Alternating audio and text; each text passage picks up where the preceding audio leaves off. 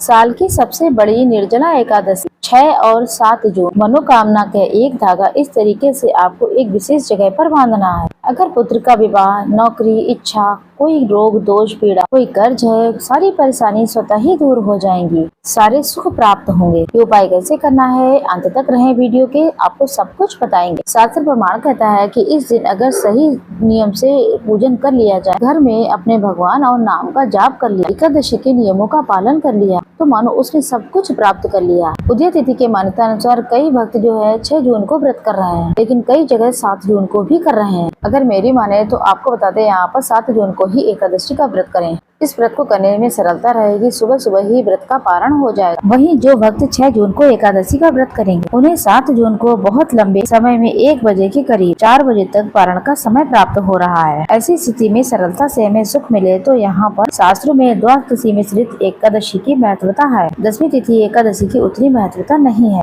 तो कई जगह पूछने के बाद ही प्रमाणित हुआ है। ये बात सत्य सामने आई है कि 7 जून को ही एकादशी का व्रत रखना चाहिए। लेकिन आप कब रख रहे हैं, आप अपनी हमें कमेंट बॉक्स में जरूर बताएं।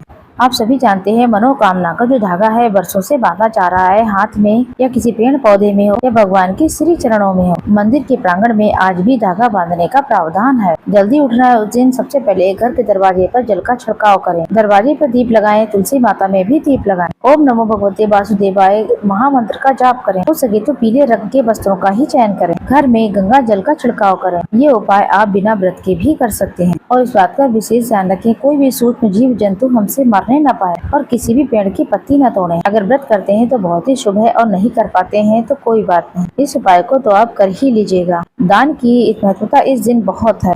पूजा के लिए एक थाली ले लें, उसमें यहाँ पर पीले रंग के फूल रखें। विशेष तौर पर यहाँ पर चने की दाल, मौसमी फल इत्यादि रखें। साथ ही पीला धागा ले लें। पीला धागा लंबा होना चाहिए। भगवान का ध्यान करते हुए ये उपाय आप पूरे दिन में किसी भी समय कर सकते हैं। ये सारा सामान लेकर या तो आप केले के पेड़ के पास चले जाएं, अगर घर में तुलसी है तो ये उपाय आप वहाँ करें। दोनों ही वृक्षों को साक्षात नारायण और माता लक्ष्मी का स्वरूप माना गया है। तुलसी या फिर केले के पेड़ के पास चले जाएं। ये उपाय चाहे 6 को करें या 7 को करें, इच्छा आपकी है। केले के वृक्ष में तो एकादशी तिथि पर जल चढ़ा सकते हैं, लेकिन तुलसी में एकादशी तिथि पर जल नहीं चढ़ाया जाता। अगर जब आप व्रत का पारण करें तभी इस उपाय को कर लें। बिना जल चढ़ाए भी इस उपाय को कर सकते हैं। वैसे अपने घर के मंदिर में श्री नारायण के समक्ष आप एक पीला धागा लीजिए। पीले धागे में थोड़ी हल्दी लगा लें। हल्दी का स्वरूप माता लक्ष्मी श्री नारायण का ही है। अपने मन की कामना कहते हुए सारे रोग हट जाएं, घर, मकान, पुत्र प्राप्ति, दुख दरिद्रता का अंत हो जाए, सारे कार्य हमारे स्वतः ही बनते चले जाएं। ऐसी प्रार्थना करते हुए आप पीले धागे को ले उसमें 11 गांठ लगा लें। इसके बाद आप भगवान को पंजीरी का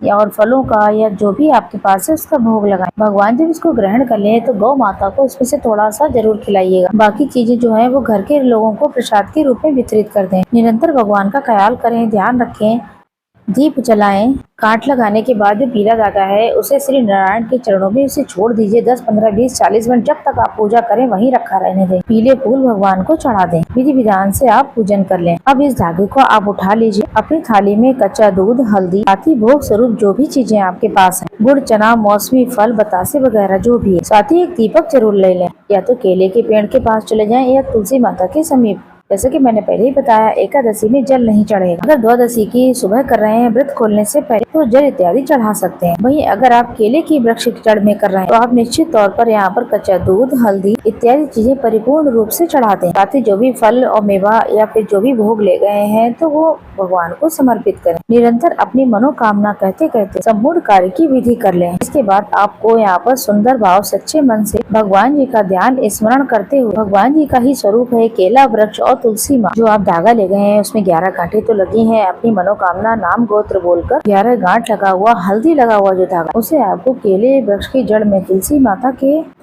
की जड़ में एक बार लगाना है। इसी एक बार लगाना है। ये धागा बांधकर आप आ जाएं। विवाह के बंधन, पुत्र प्राप्ति की इच्छा है या नौकरी की इच्छा है, जो भी समस्या है आपकी सारी समस्याओं का समाधान होगा। सदियों से ये धागा बांधने का प्रावधान चला आ रहा है। साथ ही यहाँ पर बैठकर मनोकामना का एक दीपक जरूर जला। अगर केले के पेड़ के पास ना जा सके तो कोई बात नहीं, घर में तुलसी का पौधा तो होता ही है, वहीं बैठकर आराम से करें। ये दिन कोई साधारण नहीं है। इस दिन हो सके तो किसी पंडित और ब्राह्मण को एक समय का भोजन दान करें। साथ ही एक मिट्टी का मटका लीजिए। मिट्टी के पात्र में एक हल्दी से स्वास्तिक बना लें, उस पर मौली बांध लें, थोड़ी सी शक्कर इसमें डाल दें। मीठा जल दान करने का प्रावधान है। कटोरी के ऊपर आप शक्कर भरकर भी रखें। कुछ मौसमी फल, दक्षिणा वगैरह रखें और पहले प्रभु के समक्ष रखें और कहें कि हे प्रभु, आज मैं इसे दान करने जा रही हूँ। इस जल दान को पर्याप्त करके मेरे पूर्वजों को सुख प्रदान करा। ऐसी प्रार्थना करते हुए इसे दान करके आप आ जाएं। मंदिर में इसे दान कर सकते हैं, ब्याह वाली जगह पर भी इसे दान दे सकते हैं। आपको तो दीप दान जरूर करना है, चाहे यहाँ पर कुछ करे न करें। दरवाजे पर तुलसी के पास में साथ ही ओम नमो भगवते वासुदेवाय का जाप निरंतर करते